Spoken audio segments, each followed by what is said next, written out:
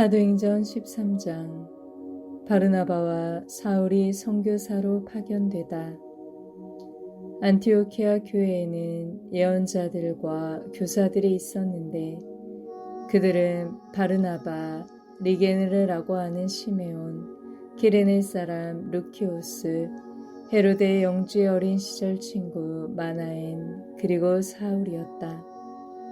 그들이 주님께 예배를 드리며 단식을 하고 있을 때에 성령께서 이르셨다. 내가 이를 맡기려고 바르나바와 사울 불렀으니 나를 위하여 그 일을 하게 그 사람들을 따로 세워라. 그래서 그들은 단식하며 기도한 뒤 그 두 사람에게 안수하고 나서 떠나보냈다. 기프로스에서 선교하다. 성령께서 파견하신 바르나바와 사울은 셀레우키아로 내려간 다음 거기에서 배를 타고 기프로스로 건너갔다. 그리고 살라미스에 이르러 유다인들의 여러 회당에서 하느님의 말씀을 선포하였다. 그들은 요한을 조수로 데리고 있었다. 그들이 온 섬을 가로질러 파모스에 다다랐을 때에 마술사 한 사람을 만났는데 유다인으로서 바르 예수라고 하는 거짓 예언자였다. 그는 슬기로운 사람인 세르기우스 바오로 총독의 수행원 가운데 하나였다. 총독은 바르나바와 사울을 불러 하느님의 말씀을 듣기를 원하였다. 그러나 그리스 말로 마술사를 뜻하는 그 엘리마스는 총독이 믿지 못하게 막으려고 그들을 반대하고 나섰다. 그때 바오로라고 하는 사울이 성령으로 가득 차 그를 유심히 보며 말하였다. 온갖 사기와 온갖 기만으로 충만한 자, 악마의 자식, 모든 정의의 원수, 당신은 언제까지 주님의 바른 길을 왜곡시킬 셈이요. 이제 보시오. 주님의 손이 당신 위에 놓여 있소. 당신은 눈이 멀어 한동안 해를 보지 못할 것이오. 그러자 즉시 짙은 어둠이 그를 덮쳐 그는 사방을 더듬으며 자기 손을 잡아 이끌어줄 사람을 찾았다. 그때 그 광경을 본 총독은 주님의 가르침에 깊은 감동을 받아 믿게 되었다. 피시디아의 안티오키아에서 선교하다. 바오로 일행은 파모스에서 배를 타고 팜필리아의 베르게로 가고 요한은 그들과 헤어져 예루살렘으로 돌아갔다. 그들은 베르게에서 더 나아가 피시디아의 안티오키아에 이르러 안식일의 회당에 들어가 앉았다.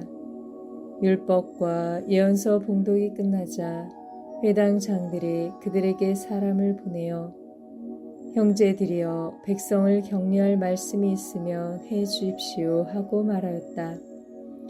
그러자 바오로가 일어나 조용히 하라고 손짓한 다음 이렇게 말하였다. 이스라엘인 여러분, 그리고 하느님을 경외하는 여러분, 내 말을 들어보십시오. 이 이스라엘 백성의 하느님께서는 우리 조상들을 선택하시고 이집트 땅에서 나그네 살이할 때에 그들을 큰 백성으로 키워주었으며 권능의 팔로 그들을 거기에서 데리고 나오셨습니다. 그리고 약 40년 동안 광야에서 그들의 소행을 참아주시고 가나안 땅에서 7 민족을 멸하시어 그 땅을 그들의 상속 재산으로 주었는데 그때까지 약 450년이 걸렸습니다.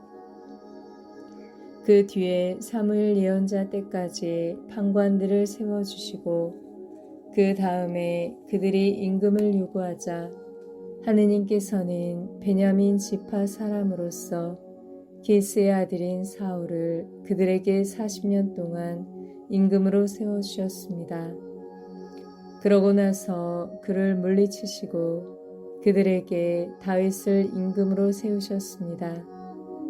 그에 대해서는 내가 이사이의 아들 다윗을 찾아냈으니 그는 내 마음에 드는 사람으로 나의 뜻을 모두 실천할 것이다 하고 증언해 주셨습니다. 이 다윗의 후손 가운데에서 하느님께서는 약속하신 대로 예수님을 구원자로 이스라엘에 보내셨습니다. 이분께서 오시기 전에 요한이 이스라엘 온 백성에게 회개의 세례를 미리 선포하셨습니다. 요한은 사명을 다 마칠 무렵 이렇게 말하였습니다. 너희는 내가 누구라고 생각하느냐? 나는 그분이 아니다.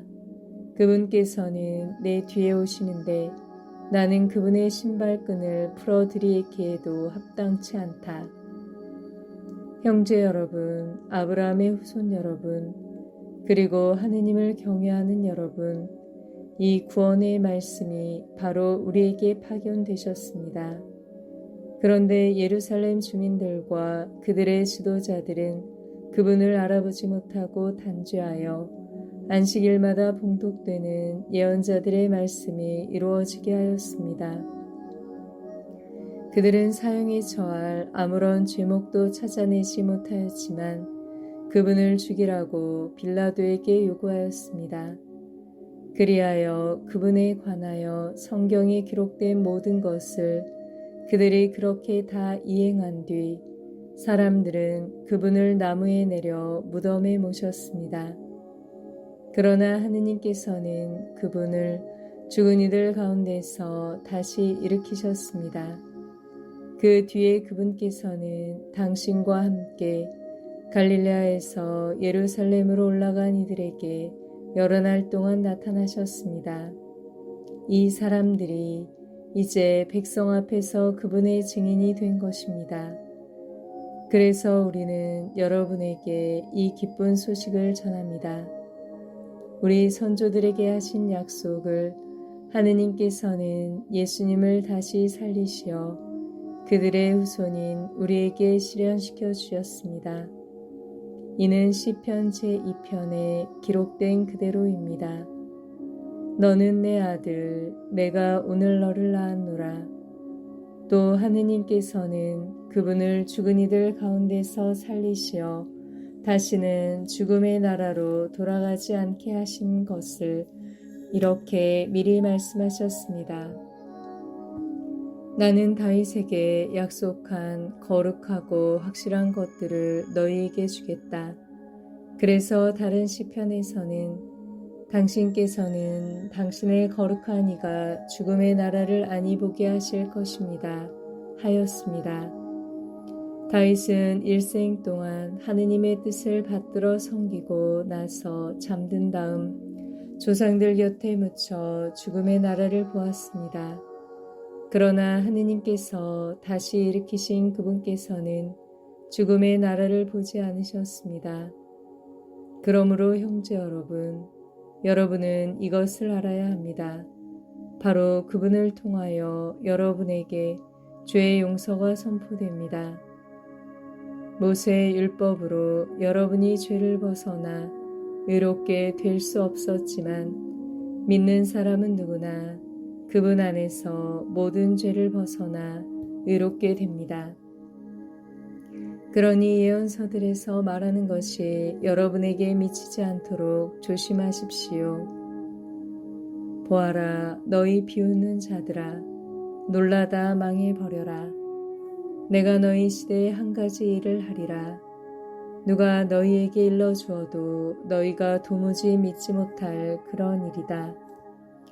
그들이 회당에서 나올 때 사람들은 다음 안식일에도 이러한 말씀을 해달라고 청하였다. 회중이 흩어진 뒤에 많은 유다인과 유다교로 개종하여 하느님을 섬기는 이들이 따라오자 바오로와 바르나바는 그들에게 이야기하며 하느님의 은총에 계속 충실하라고 권하였다. 그 다음 안식일에는 주님의 말씀을 들으려고 도시 사람들이 거의 다 모여들었다. 그 군중을 보고 유다인들은 시기심으로 가득 차 모독하는 말을 하며 바오로의 말을 반박하였다. 그러나 바오로와 바르나바는 담대히 말하였다. 우리는 하느님의 말씀을 먼저 여러분에게 전해야만 했습니다. 그러나 여러분이 그것을 배척하고 영원한 생명을 받기에 스스로 합당하지 못하다고 판단하니 이제 우리는 다른 민족들에게 돌아섭니다. 사실 주님께서 우리에게 이렇게 명령하셨습니다. 땅끝까지 구원을 가져다 주도록 내가 너를 다른 민족들의 빛으로 세웠다. 다른 민족 사람들은 이 말을 듣고 기뻐하며 주님의 말씀을 찬양하였다. 그리고 영원한 생명을 얻도록 정해진 사람들은 모두 믿게 되었다. 그리하여 주님의 말씀이 그 지방에 두루 퍼졌다. 그러나 유다인들은 하느님을 섬기는 귀부인들과 그 도시의 유지들을 선동하여 바오로와 바르나바를 박해하게 만들고 그 지방에서 그들을 내쫓았다. 그들은 발의 먼지를 털어버리고 나서 이코니온으로 갔다. 제자들은 기쁨과 성령으로 가득 차 있었다.